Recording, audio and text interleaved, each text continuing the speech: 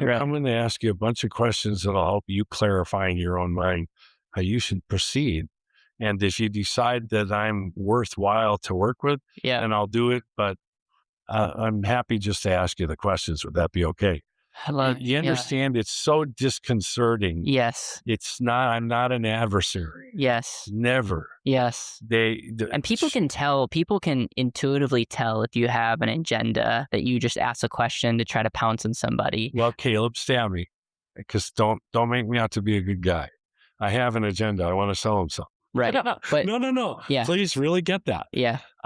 But But you wouldn't sell it to them if it's not in their what best I've done interest. is I've learned a process Yes. that allows me to get to that point without it looking like all I'm there to do is to I sell see. them something. So It's really important that we phrase it that way, yeah. because then I don't want anybody to come off. And in fact, it drives me crazy in the industry when an agent says this sentence: "The only reason I came into the industry is because I just wanted to help people." No, you fibber McGee. You came into the business because you wanted to make a good living. You wanted to make money. You can't help anybody until you make Right. money, until you make a sale. You can't serve anybody. Mhm. The way to do it is to do it with dignity and to Mhm. do it where you're respectful of the people that you're calling on, and where you understand.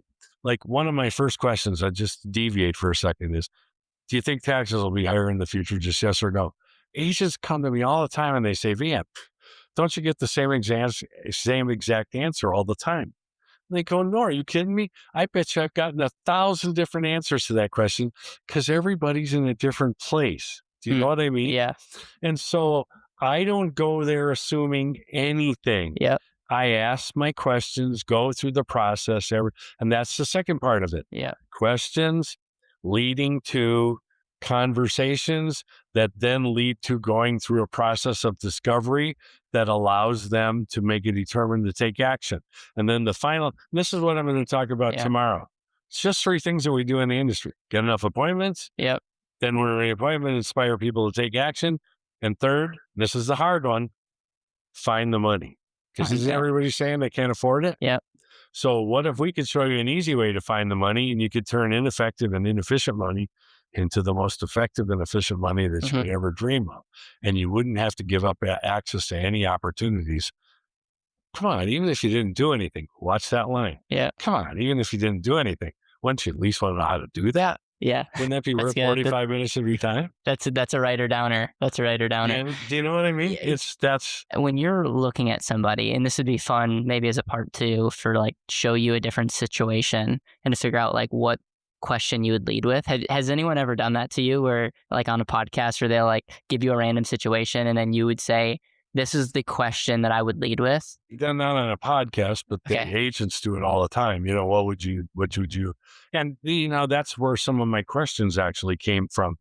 I live in downtown Milwaukee, Wisconsin, Yep. and I live about maybe 100 yards from Northwestern Mutual's home office. Okay.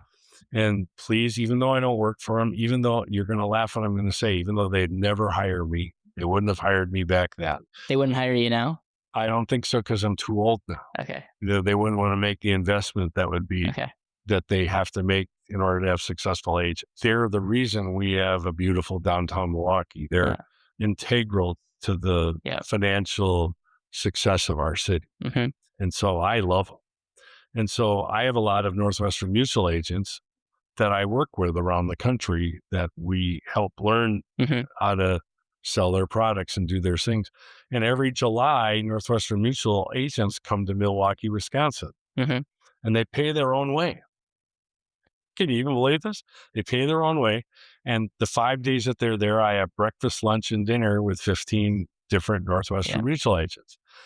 And we were standing on the street corner in front of Northwestern Mutual. I take it back, in front of the Pfister Hotel, which is just a block down from Northwestern Mutual. And these guys were giving me all kinds of grief. Oh, you say you can get these appointments, blah, blah, blah, blah, blah. Prove it. I said, okay, I'll make you a deal. There's 5 of them. I said, if I can't get the appointment with anybody you select, if I can't get the appointment, I'll take you guys into the Pfister. They have a wonderful restaurant inside of there, and I'll buy you all a steak dinner. But if I get an appointment, you have to buy Pamela and I the best steak dinner that you kids could ever afford. Would that be okay? And they go, yeah. I say, well, who should I go and talk to? And they pick a guy standing over on the streetcar.